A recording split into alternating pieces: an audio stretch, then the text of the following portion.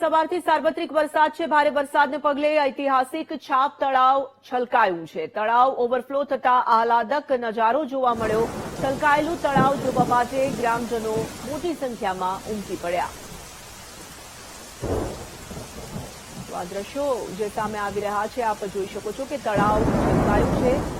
ધોધમાર વરસાદને કારણે નવા નીરની આવક સતત નોંધાઈ રહી છે અને તેને કારણે તળાવ છલકાયું છે અને છલકાયેલું તળાવ જોવા માટે ગ્રામજનોની ઉપસ્થિતિ પણ ત્યાં આસપાસમાં જોવા મળી રહી છે। તળાવ ઓવરફ્લો થતા આહલાદક નજારો પણ જોવા મળ્યો। આ ઐતિહાસિક છાપ તળાવ છે જે છલકાયું છે અને દાહોદમાં વહેલી સવારથી જ સાર્વત્રિક વરસાદને કારણે નદી નાળામાં નવા નીરની આવક નોંધાઈ રહી છે, તો ખાસ કરીને નીચાણવાળા વિસ્તારોમાં પાણી ભરાવાની સમસ્યા પણ સામે આવી રહી છે। પરંતુ અત્યારે જે આહલાદક નજારો સામે આવી રહ્યો છે તે છાપ તળાવનો નજારો છે। વહેલી સવારથી જ ભારે વરસાદને પગલે આ ઐતિહાસિક છાપ તળાવ ઓવરફ્લો થયું છે। સંવાદદાતા ઉત્સવ છે ફોનલાઈન પર। ઉત્સવ, જે દ્રશ્યો સામે આવી રહ્યા છે છાપ તળાવના દ્રશ્યો છે, લોકોની ભીડ પણ ત્યાં ઉમટી તેવા સમાચારો મળી રહ્યા છે।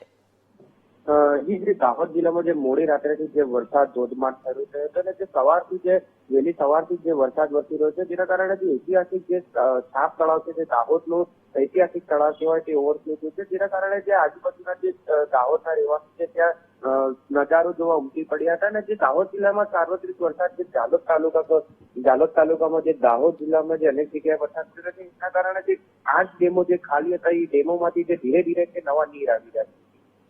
ધન્યવાદ।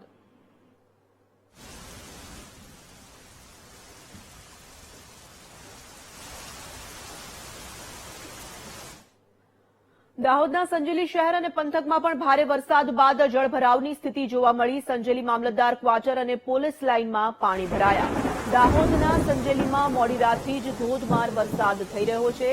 સંજેલીના નીચાણવાળા વિસ્તારોમાં ઘૂંટણસમા પાણી ભરાયા છે।